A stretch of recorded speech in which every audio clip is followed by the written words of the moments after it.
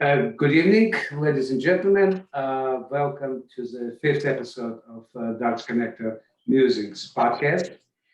And it's a little bit an unusual day. We were supposed to record this last Wednesday, but there were technical and organizational problems. And finally, we connected and we are here and we are ready. Let me introduce my guest. Uh, I will start this way. My previous two podcasts, when I talked to people, I told that we agreed that it would be very interesting to make movies based on their lives because they had such an unusual lives.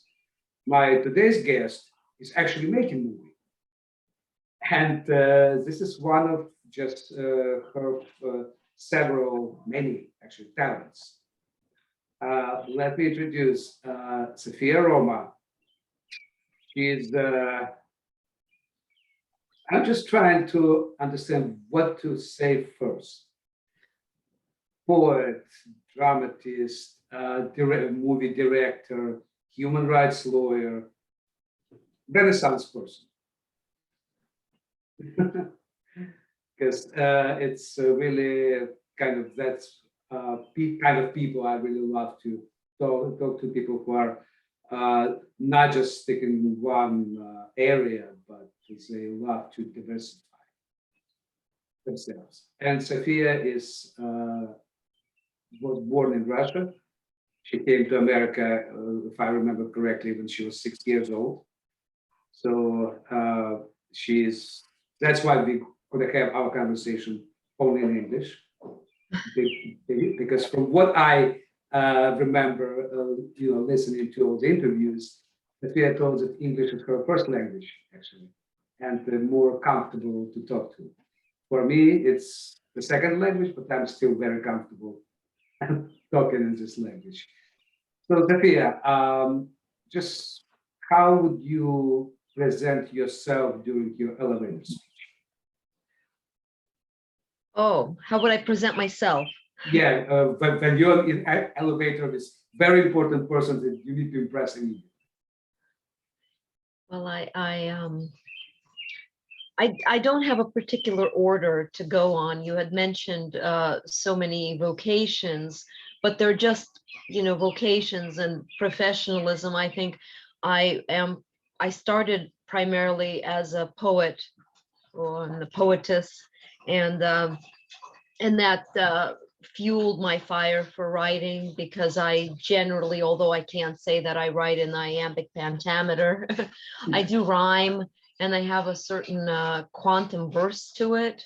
So I don't know if that perhaps is my own invention, but it was coined back at the Mayakovsky Academic Art Theater, where I worked for 10 years on my plays. So that I started with that, and then I'd say my passion for film led me to make a few documentaries that allowed me to teach at the New York Film Academy, and I have been involved in film, which is most definitely a serious occupation, and it ignites a sort of bonfire heart for me. But I've spent 25 years in the theater, so I'd say for me, with 14 plays or 15 produced off Broadway and off Broadway, being a child of La Mama experimental theater, and then going over to the Lion Theater and the Cherry Lane Theater and the Players Theater, so working in those arenas. But 25 years is a very long time to be in the theater before the audience and God. And I think that is my wife, and then film is my mistress and my passion, and all of that is in all of that is enthralled with the obsession of writing in verse. So yeah, so that's Okay. You just mentioned quantum verse. And I remember, actually, I've read today this information that it's kind of description of your poetry, and I was really interested because it's some people, we keep hearing about quantum computing and quantum mechanics and quantum physics. What is Right. quantum verse? Well, that's a very, very good question. One I didn't expect. Usually people glide over that. They're like, oh, quantum burst, so that is what it is. Yeah. Although I don't know about quantum physics and I did not excel in school in physics. In fact, I failed the class. I have to be honest. They can't be good at everything. But quantum burst, I think, is this coin term that occurred with the fact that I wrote, although I wrote in verse, and you can't be qualified or quantified as the pentameter used by William Shakespeare. I can say that it had a metaphysical aspect to it. So it opened up because I time trip. So I go from the metaphysical to the phantasmagorical to the lyrical, and this time tripping through black holes and through cosmic universes with a perspective on, or a purview on folklore. I think that gave me this coin term of quantum, the ability to travel from a certain set of let's say past background that a person has, flip to the future, come back to the past, and all in verse. And I think that that's the realm that's been uncovered by my poetry and then in my theater and film work. So I think that's what it meant. Okay, yeah, because just talking about, I'm not a physicist myself, even though I work full time in IT, but I actually read pretty much every morning in my book Google Fit. I see all this quantum, so it's very elusive matter, very elusive, situations when things exist, but they don't exist. They appear, but they then disappear. They're here, but not here. So Exactly. it's okay. So we quote unquote clear on this. Yes, well, if clarity can exist in the arts these days, conceptually speaking, it's very difficult. The existential principle of conceptual art in general allows us to transgress and break all sorts of boundaries. But I think you have a clarity there with what I had said. Okay. Okay. And now kind of another thing that really caught my eye when I read your LinkedIn profile and the description, and the description as passionate playwright and screenwriter with will to squeeze the hell out of any story and bring it back to life. And just, kind of, it's really a strong statement. So what exactly do you mean? Well, I think I truly believe that, the purpose, if there is a purpose other than inspiration to the craft of writing, which is definitely, and I'm a dramatic writer. So our craft for dramatic writers entails sitting in cafes or on the subways or on trains, whether romantic or just for mechanical utilitarian purposes, to listen to human stories, but from which and from whence we derive and spin tales of dramatic fare.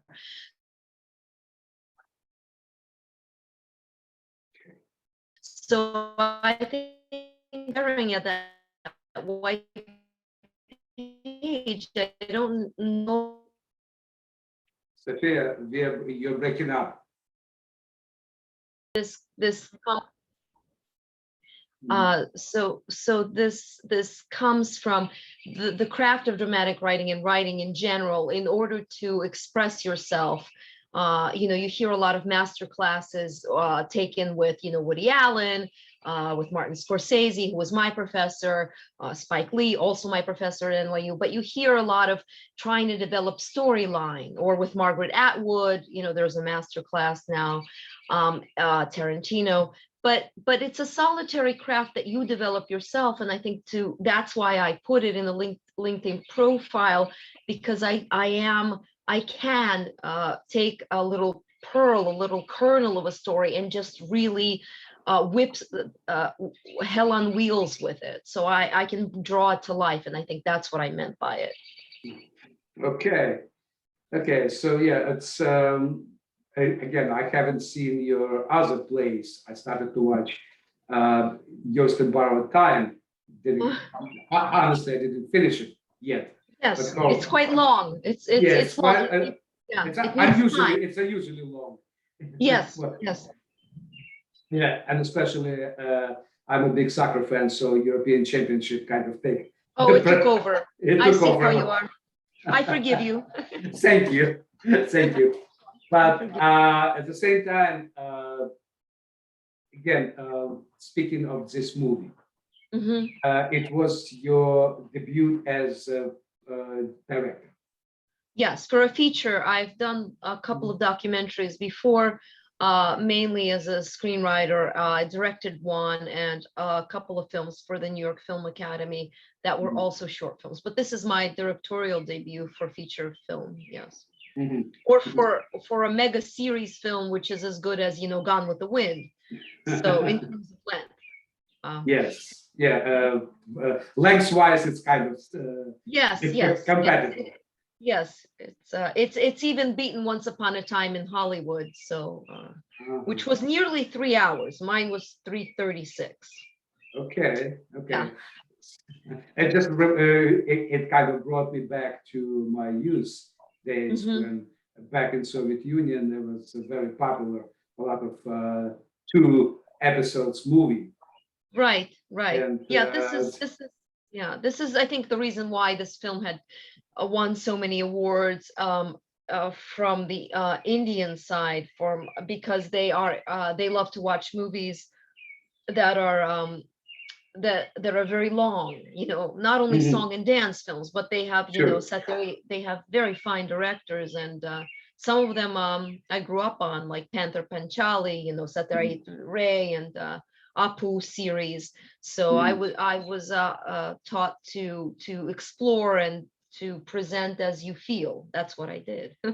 Okay, okay. So yeah, you probably you were lucky as me because I was mostly exposed to like classical Bollywood song and dance All right. movies, so I didn't have a chance to Got enjoy it. more serious Indian movie making. Yes.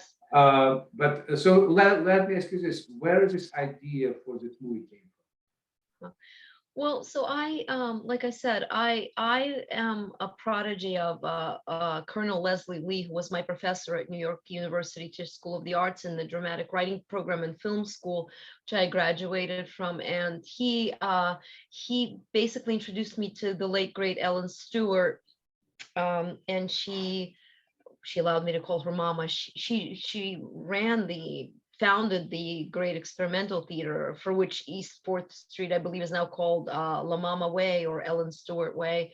from? Um, the idea there was that I have always worked in the African American community, and I realized, and also all of my plays at La Mama dealt with intolerance and the emigre experience.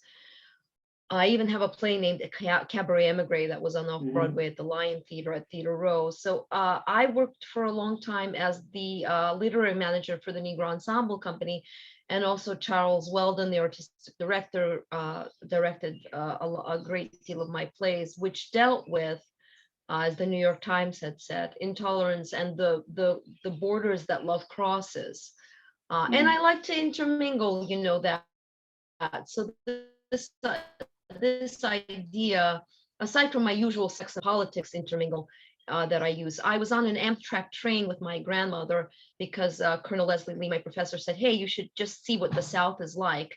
And we took a train ride there. I had just had a job offer from New York, and we were riding, and there was this magnificent chef there, and he prepared collard greens and this lamb chops, and we just sat there, and he told me this lamentable tale about his cousin in Alabama during the period of segregation and the conflagration of the violence in the 1960s, Birmingham, Alabama. And he said that his cousin had gotten into a fix, fell in love with a physically impaired Jewish girl, and he himself was an African American civil rights advocate and a poet, and they were captured by a white supremacist family. And without spoiling the film's climax or the film's plot, this unleashed all kinds of havoc, and it showed comparable to what we were going through. The Black Lives Matters and the rise of global anti-Semitism. What could happen when white supremacists and when people show an intolerance and a bias and a prejudice, and that's how the idea really came to be. Mhm.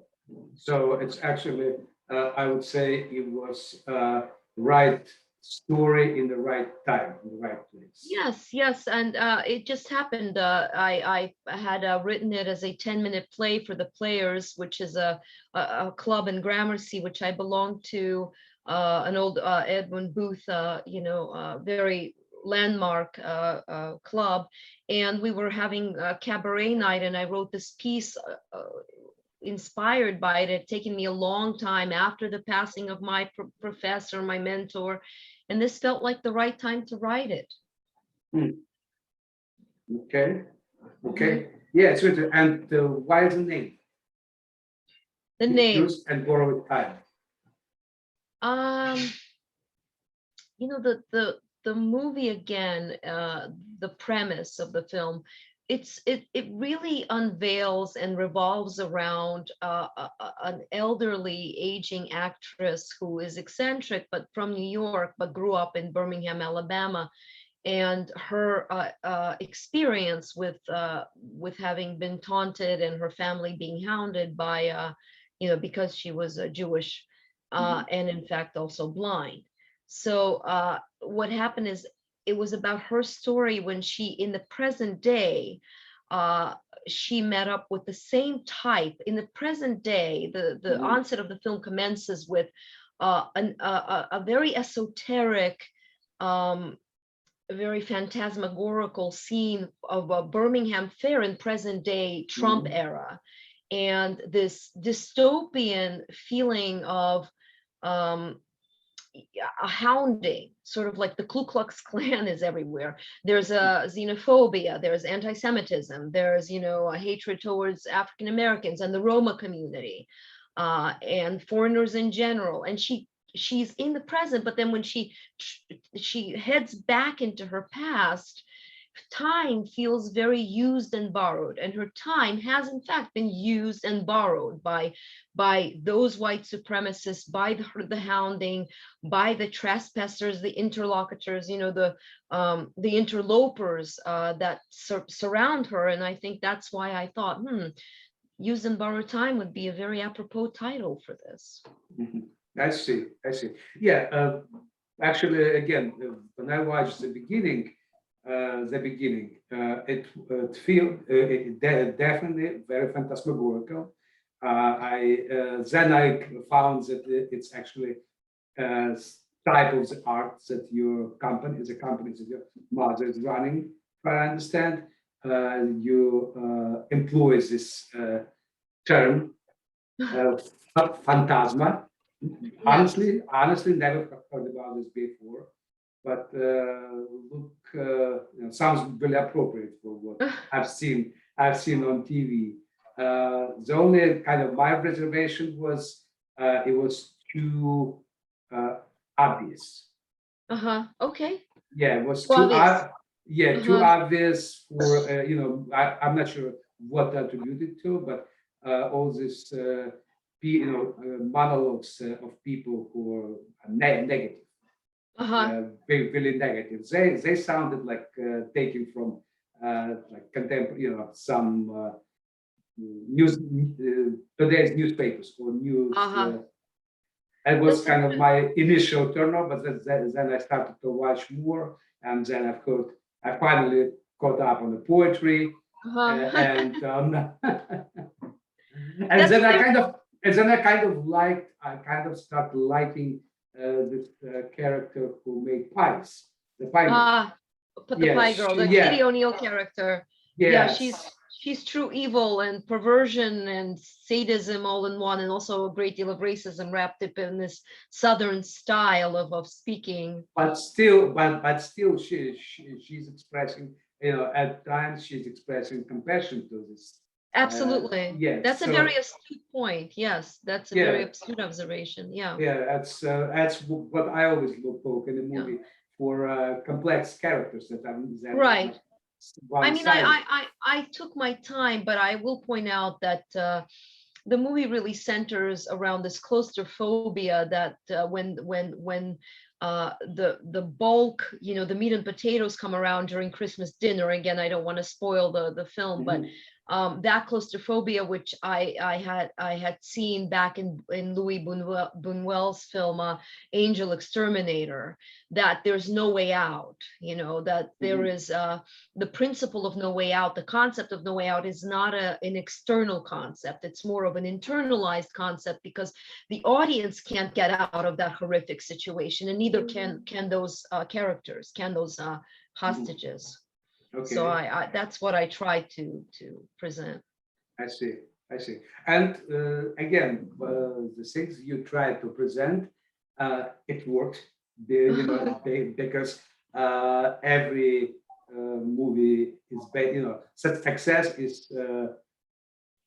based on results, and you got so many awards and so many uh, congratulations on them Thank you. from different. And I know film movies already translated in 3 languages. Yes, Okay, so it's a start. It's a good start. It's a great it's a good start. start. Yeah, It's it's a a good. great. Yeah, and now let me ask you this. We still Mhm. have a little bit of time. Yes, Uh, you got law education. yes. Okay, so you are working as a human rights lawyer. Hmm. Uh, it's very unusual for a lawyer to be a writer or a Yes. playwright, a movie director. I know quite a few lawyers in my life, and none of Right, them right, right. actually is even. So how those two lines of work, passion, like you told me that playwriting is your wife, and TV and movie is your mistress. So who is what is law? And That's a describe. that's another very, very apropos question. I think law is the guardianship, sort of there's a safeguard that I have, watching over the I can't say that I'm not dedicated to human rights. And of course, I came to this country as a refugee from the former Soviet Union. Basically, we were just expelled from there. A lot of political, religious persecution. I always wrote about the emigre and the immigrant experience, as I had mentioned, Mhm. and human rights allowed me to to delve into that world when I worked for Human Rights First, and I'm a member of the New York City Bar Association, where I head up on the UN committee, and I spearhead the counterterrorism, foreign policy, anti-Semitism, and racial profiling projects. It allows me to develop that in the same vein, what I care about, refugees, emigres, people that come to this country, people that try to assimilate, people that don't assimilate, dislocated souls that, have to blend into society, but feel.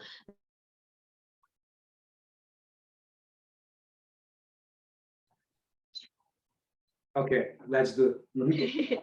Yeah, so it is I didn't expect this question, because I have to commend you, but you are obviously a man with a lot of interesting turns and questions. So you surprise me at every turn, but I'd have to say, although I cannot label what it is to me, I know that this is, my mistress, the film, the passion that I have for theater, which is my wife. But like I said, this could be a child of mine for all I know. This could be an offspring. I deeply care about and protect the integrity of our constitutional rights, not just in America, but in every other nation. And it allows me to uphold those principles and the rule of law. So that's why I remain dedicated to that profession. And it helps, and I think it helps also when you have a little bit of break from your creative Yes, endeavors. Absolutely. And Same. yes. And it also is surprisingly enough, much like criminal law, where unfortunate stories of real people suffering are heard. Detective stories are often written, thrillers are often written from some crime drama, and we have that, with Dick Wolf and the criminal series that we see on TV, Law and Order, and everything else that comes from it. Very successful series. For me, human rights fuels what I write. It helps. Maybe perhaps it helped doctors who became writers, or someone like, or Chekhov, or people that were in a different profession before they conquered. I was primarily first a writer, then I entered a different profession. So I understand. but I comparable. understand. I understand. Yeah, it actually feeds. One thing feeds another. Exactly. Look, for me, I worked full time in IT and do a lot of cultural events in my Right. sphere, and it actually feeds. One thing feeds another. It helps in Yes. some very Right. unexpected ways. Well, Okay. yes, and yes, I was very interested to learn you were an archaeologist, and when you excavate, you also excavate human souls for what they do, and I think that's comparable. That's also Oh, comparable. it's an interesting, and Yeah. actually, I just learned yesterday about a new thing, new actually development called music archaeology. Oh, okay, wonderful. Yeah, That's a very interesting idea. so it's one of the things that I will be looking into. Oh, wonderful. Okay, it was a very good, it was fantastic conversation. Oh, a great Definitely, yeah, and now that definitely look to, we'll watch the second part.